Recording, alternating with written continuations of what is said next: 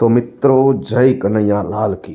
हाँ, कन्हैया लाल की तो जय ही है, પણ આજે આપણે વાત કરીશું સિદ્ધાર્થ રાંદેરિયા સરની ફિલ્મ જય કનૈયા લાલ કીની, કે જે આશરે 2 કલાક અને 15 મિનિટની છે.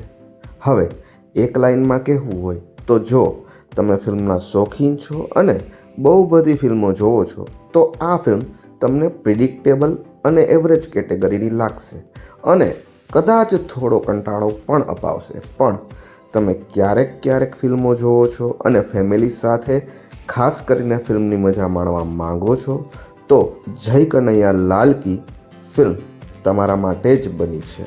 અને કનૈયાનું નામ લઈને ફેમિલી સાથે આ ફિલ્મ જોઈ આવો. હા, સાઉથની જે રાજા સાહેબ આવી છે એના કરતાં તો આ ફિલ્મ 100% સારી જ છે. હવે વાત કરીએ વિસ્તારથી તો એક ધાર્મિક અને મિડલ ક્લાસ માણસની રિટાયરમેન્ટ પછીની અને એક નાના અવળા પ્રસંગની આ વાર્તા છે, જેમાં સિદ્ધાર્થ સરે સેમ જ પાત્ર ભજવ્યું છે કે જે તે ભજવતા આવ્યા છે અને આપણું દિલ વર્ષોથી જીતતા આવ્યા છે.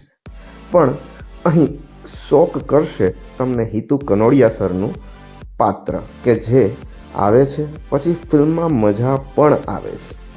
એનું કેરેક્ટરાઇઝેશન જે પણ થયું છે અથવા તો જેણે પણ કર્યું છે એને 100 સલાહ. મને તો બહુ મજા પડી. બાકી શરૂઆતમાં 1 કલાક થોડો કંટાળો આવ્યો જ્યારે ફિલ્મ પોતાની ક્ષમા બાંધતી હતી અને આપણને સાથે રાખવાનું ટ્રાય કરતી હતી. પણ આફ્ટર ધેટ ચોરીનો સીન અને બધું મને તો જોરદાર લાગ્યું. બાકી ફિલ્મ હસાવતા શિખામણ પણ આપતી જાય છે અને મજા કરાવતી જાય છે. ખાસ કરીને બીજીએમની વાત કરું તો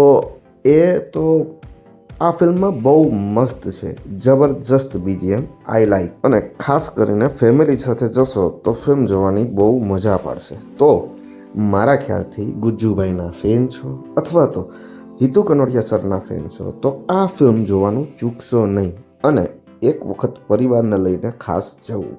બાકી તો બસ આ જ હતી મારી વાત ફિલ્મ જય કનૈયા લાલ કી વિશે.